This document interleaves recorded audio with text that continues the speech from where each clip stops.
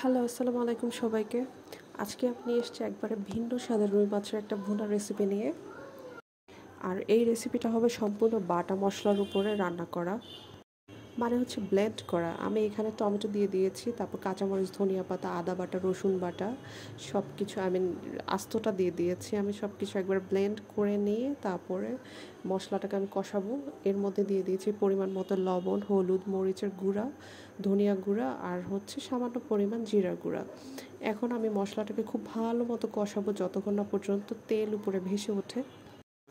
সাথে আমি সামান্য পরিমাণ পানি দিয়েছিলাম যেন লেগে না যায় পাতিলের তলাতে। তো আমি এখানে আলতো হাতে নাড়তে থাকবো, মশলাটা একটু ঢেকে দিয়েছিলাম।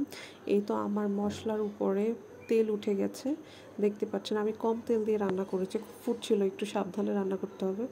এর জন্য আমি আরেকটু পানি অ্যাড করেছিলাম। তারপর আমি এই কষানো মশলার মধ্যে রুই মাছ ভাজাগুলো দিয়ে দিব। এক এক করে সুন্দর করে মাছগুলি দিয়ে তারপর ঝালটা পরিমাণ মতো দিয়ে দিব আর দিয়ে দিব ধনিয়া পাতা। এই তো আমার হয়ে গেল মজাদার রুই মাছের ভুনা রেসিপি। এটা অবশ্যই খেয়ে দেখবেন, খুবই সুস্বাদু হয়।